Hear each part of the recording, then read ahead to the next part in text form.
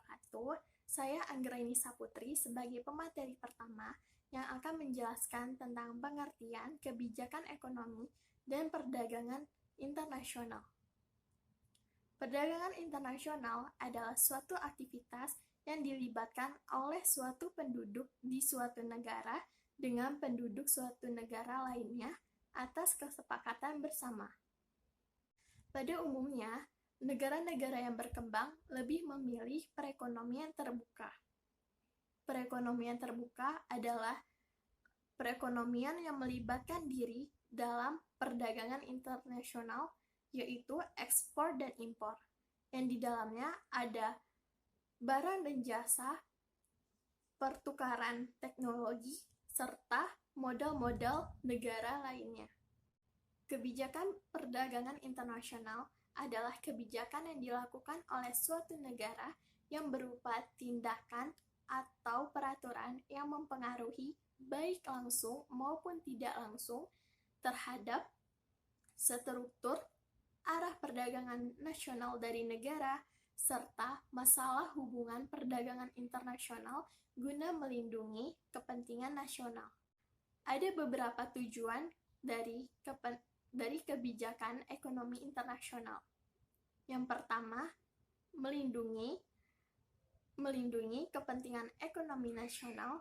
Yang kedua, melindungi kepentingan industri dalam negeri. Yang ketiga, meningkatkan nilai tukar atau kurs falas. Yang keempat, menjaga tingkat pertumbuhan ekonomi. Dan yang terakhir, menjaga stabilitas dan keseimbangan neraca pembayaran internasional. Sekian materi dari saya. Selanjutnya akan dilanjutkan oleh Sri Sundari. Baik, terima kasih kepada Anggi. Saya akan lanjut ke materi kedua, yaitu tentang bentuk-bentuk kebijakan ekonomi internasional. Kebijakan ekonomi internasional atau ekonomi terbuka ini membuka akses pasar ekspor dan impor bagi produk mereka, sekaligus membuka sumber pengadaan barang modal dan bahan industri dari negara lain.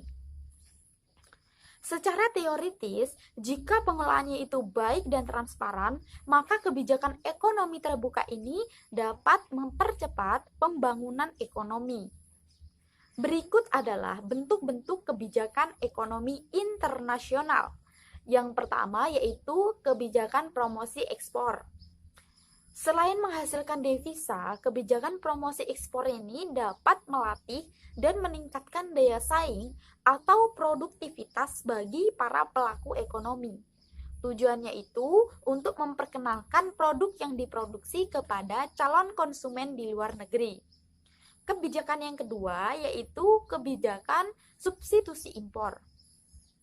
Kebijakan ini adalah kebijakan untuk memproduksi barang-barang yang akan diimpor. Tujuan utamanya itu untuk menghemat devisa. Di Indonesia sendiri, pengembangan industri tekstil pada awalnya adalah substitusi impor. Jika tahap substitusi impor sudah terlampaui, maka tahap selanjutnya yaitu menempuh strategi promosi ekspor. Kebijakan yang ketiga yaitu kebijakan proteksi industri. Kebijakan ini pada umumnya bersifat sementara, sebab tujuannya itu untuk melindungi industri yang baru berkembang agar mampu dalam bersaing. Ketika industri tersebut sudah berkembang dan mampu bersaing, maka perlindungannya akan dicabut. Ketiga bentuk kebijakan tersebut itu saling berkaitan. Ketika ingin pencapaian yang pertama, maka pencapaian yang pertama yaitu promosi ekspor, maka kita harus melalui dua kebijakan sebelumnya, yaitu substitusi impor dan proteksi industri. Demikian. Oke, lanjut ke pemateri selanjutnya. Silakan kepada Imam. Terima kasih Saudari Sri. Selanjutnya kita ke materi kebijakan perdagangan internasional. Yang pertama itu kebijakan perdagangan bebas, di mana teori ini dikemukakan oleh Adam Smith, seorang guru besar di bidang filosofi moral dari Glasgow University pada tahun 1750, sekaligus juga dikenal sebagai ahli teori hukum dan bapak ekonomi modern. Nah, di sini arti dari perdagangan bebas maksudnya adalah di sini perdagangan tanpa ada campur tangan dari pemerintah. Artinya barang masuk ke dalam negeri, barang keluar negeri itu tidak ada campur tangan dari pemerintah. Itu murni transaksi dari individu ataupun swasta. Jadi campur tangan pemerintahnya hanya membantu mengamankan ketika terjadi tindakan-tindakan kriminalitas dalam transaksi ekonomi. Terus dikenal juga dengan istilah laissez-faire atau prinsip bebas melakukan apa saja, bahwa berbagai transaksi ekonomi yang independen akan terdapat harmoni yang alamiah. Di sini maksudnya adalah ketika kita memilih pekerjaan, kita bebas memilih pekerjaan apa saja. Ketika kita memproduksi barang, kita bebas memproduksi barang apa saja sesuai dengan keinginan dari produsen. Terus yang selanjutnya, ketika menjadi ingin mengkonsumsi barang, maka konsumen bebas menentukan pilihan apa yang ingin dia konsumsi, apa yang ingin dia beli. Itu berdasarkan keinginan dari masing-masing individu. Smith juga mengajarkan bahwa perdagangan bebas dengan sendirinya akan menciptakan pembagian kerja internasional yang saling menguntungkan. Nah, di sini maksudnya adalah ekspor impor, jelas saling menguntungkan. Seperti kita ketahui, di masing-masing negara itu tentu memiliki sumber daya yang berbeda-beda. Sumber daya di negara A berbeda dengan sumber daya di negara B. Dengan adanya perdagangan bebas ini, jadi masing-masing negara itu bisa saling bertukar sumber daya. Juga selain itu juga masing-masing negara juga bisa menguatkan hubungan baik antar negara. Terus ada kebijakan proteksionisme. Nah, kalau ini kebalikan ya. Kalau tadi itu tidak ada peran atau campur tangan dari pemerintah, kalau di sini peran pemerintah lebih dominan gitu ya. Peran pemerintah itu lebih dominan.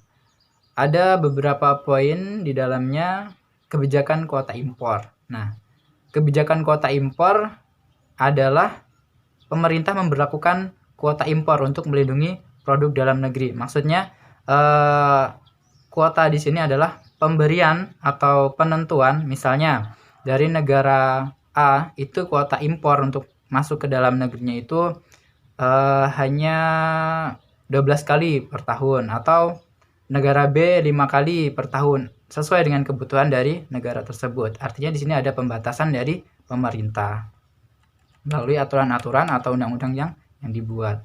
Ada yang kedua itu penetapan tarif atau bea masuk. Ya, pengertiannya adalah suatu kebijakan yang menentukan biaya impor tinggi terhadap barang impor yang bertujuan ketika barang tersebut masuk dalam negeri akan lebih mahal. Ya, jadi di sini barang impor itu murah ya teman-teman, sehingga ketika itu masuk ke dalam negeri maka barang-barang di dalam negeri itu akan kalah gitu ya, akan kalah dengan barang tersebut. Makanya adanya tarif atau bea masuk ini supaya barang tersebut dikenakan pajak. Dengan barang tersebut dikenakan pajak, maka otomatis dia akan menjadi biaya, dan barang tersebut akan menjadi lebih mahal itu. Barang tersebut akan menjadi lebih mahal sehingga akan lebih bersaing ketika masuk ke dalam negeri dengan penetapan tarif atau pajak ya.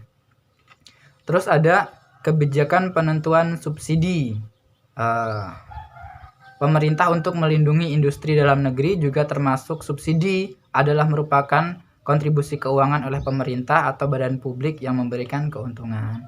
Ya, di sini pemerintah memberikan suntikan dana gitu ya, memberikan suntikan dana kepada industri dalam negeri supaya produknya itu bisa diminati masyarakat.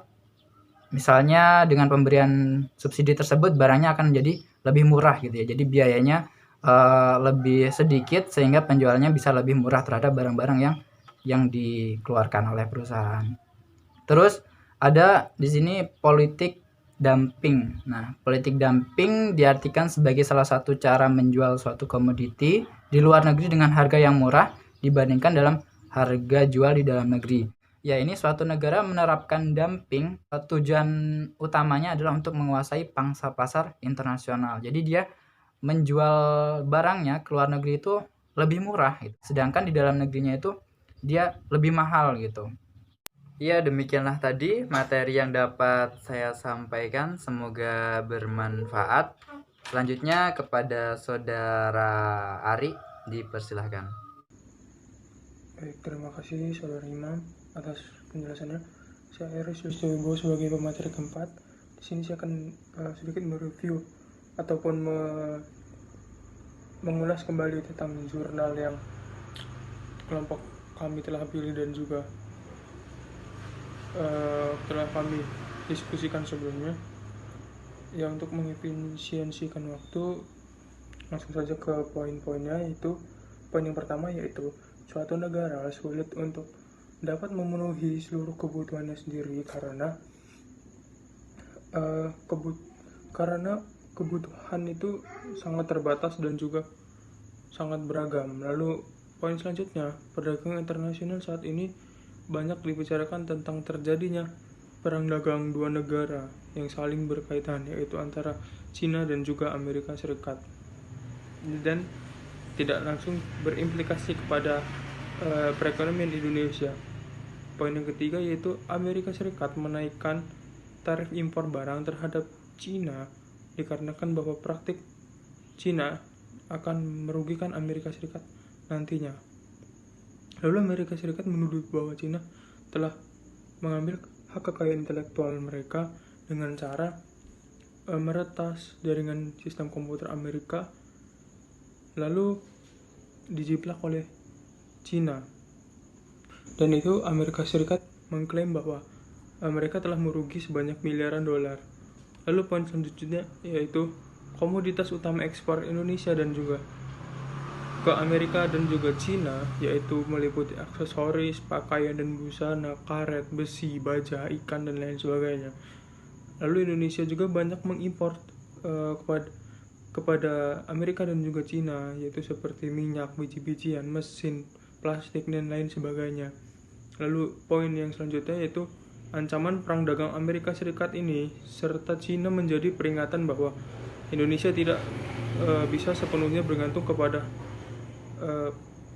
pasar ekspor dan juga pasar tradisional. Poin selanjutnya yaitu perang dagang yang terjadi antara dua raksasa ekonomi dunia, antara Cina dan juga Amerika. Pemerintah Indonesia pun berjanji untuk memperkuat industri lokal, mengurangi permintaan ekspor dan terhadap bahan baku dengan mengembangkan industri dasar dan juga pengurangan terhadap pasar luar negeri. Lalu poin selanjutnya yaitu bahwa sejak masa kampanye kepresidenannya Presiden Donald Trump telah mengindikasikan bahwa ekonomi Amerika Serikat akan mengarah kepada ekonomi proteksionisme, yang artinya kebijakan proteksionisme ini akan dipergunakan untuk mengendalikan ekspor dan impor untuk mencapai tujuan tertentu. Lalu poin selanjutnya yaitu kebijakan yang diatur yaitu tentang bea impor dan ekspor, lalu larangan ekspor dan impor, dan juga kuota dan penerapan tarif yaitu. Lalu poin yang terakhir yaitu bahwa karena hal itu yang membuat semakin buruknya hubungan antara Cina dan juga Amerika Serikat ini memburuk dan terjadinya perang dagang. Baik, sekian materi yang dapat disampaikan. Selanjutnya akan dijabarkan lebih lanjut oleh pemateri 5, Saudara Laras, untuk lebih bisa menganalisis lagi jurnal yang telah saya sampaikan sebelumnya. Baik, terima kasih Ari. Nah, untuk selanjutnya adalah tentang analisis jurnal. Analisis jurnal ini menggunakan pendekatan kuantitatif dengan pendekatan statistik juga. Nah, dari hasil analisis jurnal didapatkan bahwa tidak terdapat perbedaan antara ekspor Indonesia ke Amerika Serikat sebelum dan sesudah terjadinya perang dagang antara Amerika Serikat dengan Cina. Hasil ini didapatkan dari uji hasil T. Nah, mengapa? Karena ternyata Indonesia itu hanya mengekspor sedikit komoditas yang diekspor ke Amerika Serikat, sehingga tidak berpengaruh dengan adanya perang dagang ini. Kemudian dari adanya perang dagang ini, Indonesia berusaha untuk menggantikan barang-barang ekspor dari Cina ke Amerika Serikat yang terkena bea impor. Jadi Indonesia berusaha untuk menggantikan barang-barang ekspor dari Cina ke Amerika Serikat yang terkena bea impor. Kemudian Indonesia juga berusaha untuk memperluas pasar dengan memperluas pasar ekspor atau memperluas ekspor dengan negara-negara lain. Nah, hasil analisis jurnal selanjutnya yaitu menunjukkan bahwa tidak terdapat perbedaan antara impor Indonesia dari Amerika Serikat sebelum dan sesudah terjadinya perang dagang Amerika Serikat dan juga Cina. Nah, meskipun demikian, tapi Indonesia harus tetap waspada dengan barang-barang impor, baik itu dari Amerika Serikat maupun dari Cina, yang ditakutkan semakin membanjiri Indonesia dengan harga yang murah, sehingga barang dalam negeri tidak mampu bersaing dengan barang impor tersebut. Hasil analisis jurnal yang ketiga menunjukkan bahwa tidak terdapat perbedaan antara ekspor Indonesia ke Cina sebelum dan sesudah terjadinya perang dagang Amerika Serikat dan juga Cina. Hal ini karena komoditas produk Indonesia yang diekspor ke Cina itu hanya sedikit dibandingkan dengan negara lain. Nah, meskipun demikian, Indonesia juga harus bisa melihat peluang, memperluas pasar, salah satunya dengan cara melihat produk atau komoditas yang bisa diekspor ke Cina menggantikan barang-barang dari Amerika Serikat yang terkena bea impor. Nah, selain itu juga, Indonesia juga bisa memperluas negara tujuan ekspor dengan cara menjalin kerjasama dengan negara-negara yang berpotensial untuk melakukan kerjasama ekspor. Misalnya seperti negara-negara yang ada di Asia Selatan, kemudian Afrika, Timur Tengah, dan lain sebagainya. Kemudian, berdasarkan dari hasil uji hipotesis atau dari analisis jurnal selanjutnya adalah menunjukkan bahwa tidak terdapat perbedaan antara impor dari Cina ke Indonesia sebelum dan sesudah terjadinya perang dagang Amerika Serikat dan juga Cina. Meskipun demikian, tetap Indonesia harus tetap waspada dengan barang-barang atau produk yang diimpor dari Cina, karena ditakutkan dapat membanjiri pasaran Indonesia sehingga apabila produk impor ini lebih murah, dapat memukul barang-barang produk atau produk dalam negeri, sehingga bisa saja membuat produk dalam negeri kalah bersaing dengan produk impor. Penjabaran jurnal di atas merupakan salah satu contoh dari penerapan kebijakan perdagangan internasional, yaitu berupa kebijakan proteksionisme, penetapan tarif impor yang dilakukan oleh Amerika Serikat terhadap barang atau jasa dari Cina, sehingga menimbulkan adanya perang dagang, karena Cina pun juga melakukan hal yang sama, yaitu menetapkan tarif impor atas barang dan jasa dari Amerika Serikat. Sesuai dengan teori proteksionisme yang telah dijelaskan sebelumnya, bahwa kebijakan proteksionisme, yaitu salah satunya penetapan tarif ini, bisa berdampak terhadap tingkat penjualan suatu barang atau jasa. Nah, oleh karena itu, otomatis baik itu Amerika Serikat maupun Cina akan mencari pasar baru atau memperluas pasarnya dengan cara mengekspor komoditas atau produk mereka ke negara lain. Oleh sebab itu, meskipun berdasarkan dari uji yang dilakukan di jurnal ini tidak terdapat perbedaan antara ekspor Indonesia ke Amerika Serikat dan Cina, begitupun juga tidak terdapat perbedaan antara impor Cina, Amerika Serikat ke Indonesia, baik itu sebelum maupun sesudah terjadinya perang dagang, Indonesia harus tetap waspada terhadap segala kemungkinan yang terjadi.